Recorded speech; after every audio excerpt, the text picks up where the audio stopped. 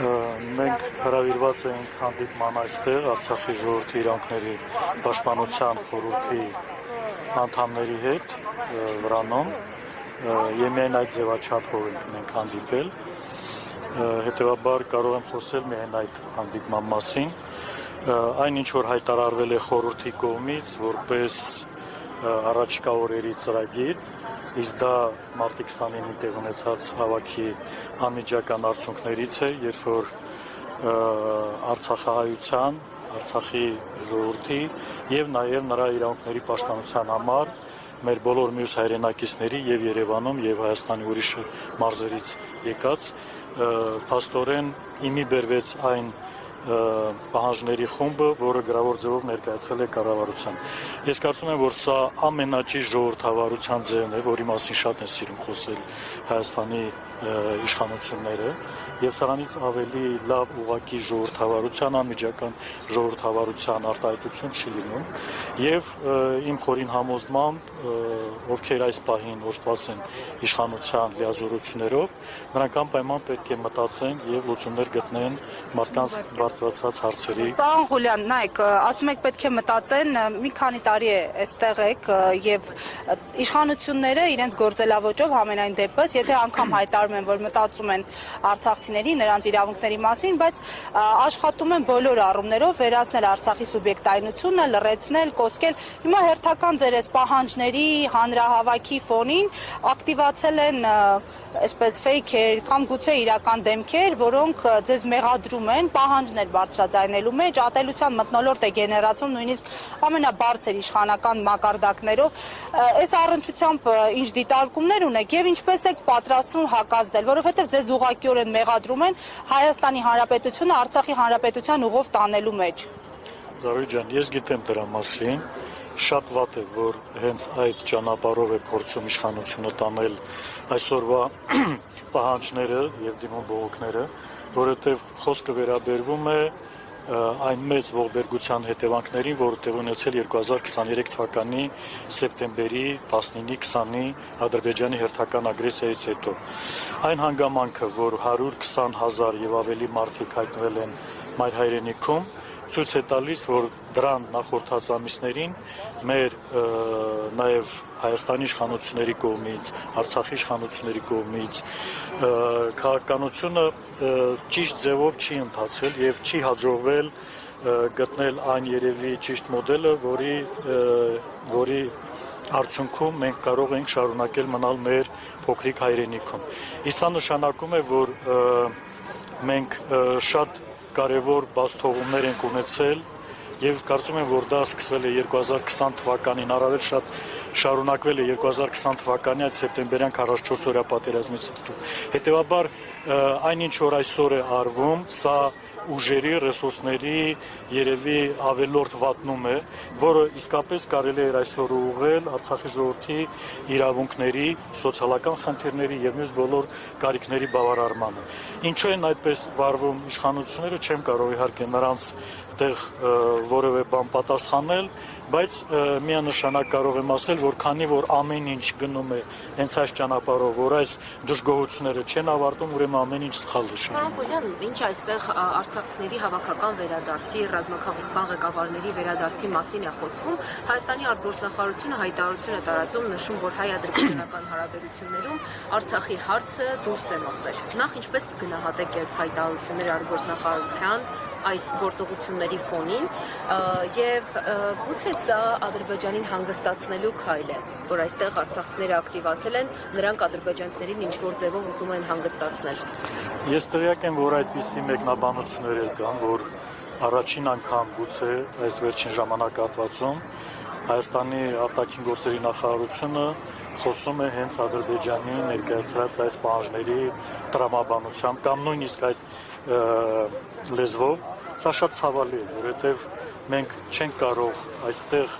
այս հրապարակում կամ մյուս հրապարակներում խոսել մեր իրավունքների պաշտպանության անհրաժեշտության մասին եւ մյուս կողմից լսել, որ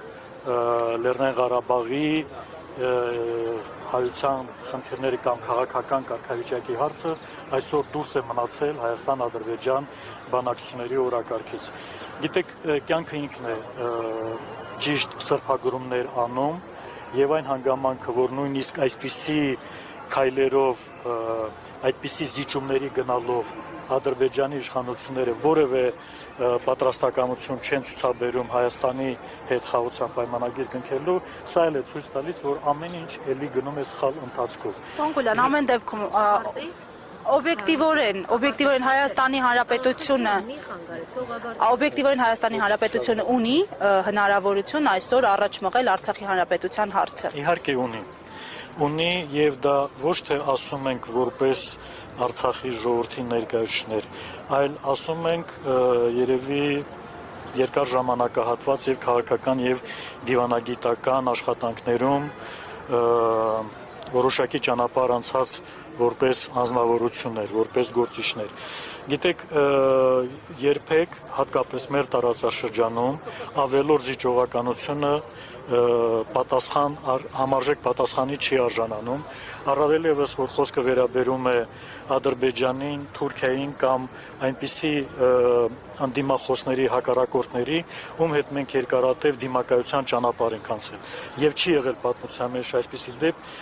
երբ որ մենք ինչ որ մի բան փորձել ենք լրացուցիչ տալ եւ դրա դիմաց ստացել ենք համարժեք պոզիտիվ կամ դրական պատասխան։ Հետևաբար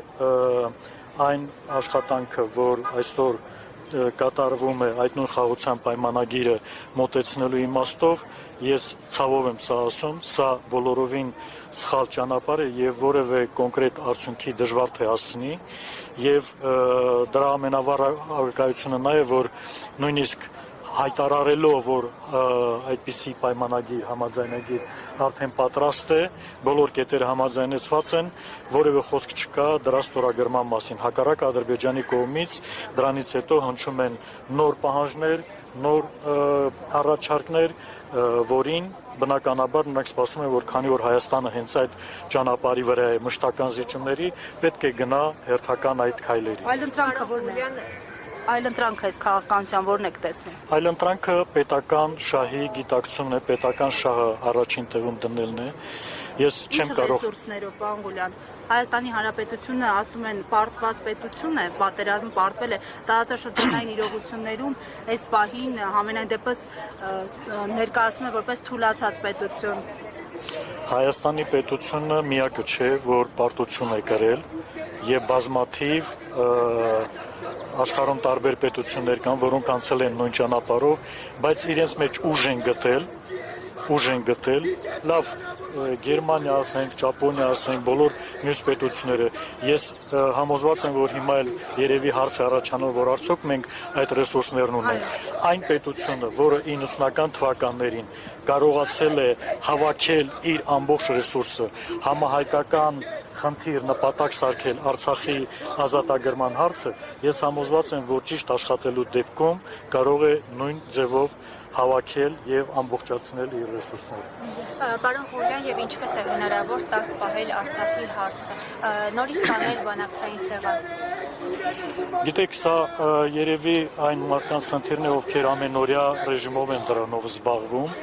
բայց ես վստահ եմ, որ նվազագույնը այն ինչ որ այսօր փորձում է անել, օրինակ նույն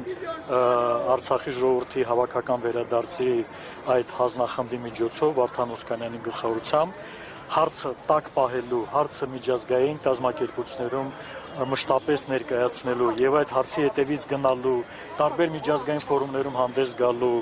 արցախցիների իրավունքին հետամուտ լինելու, այս բոլոր քայլերը հենց այն ճանապարհն է, որի միջոցով կարելի է Արցախի թեման պահել մշտապես միջազգային ուշադրության կենտրոնում։ Շնորհակալություն։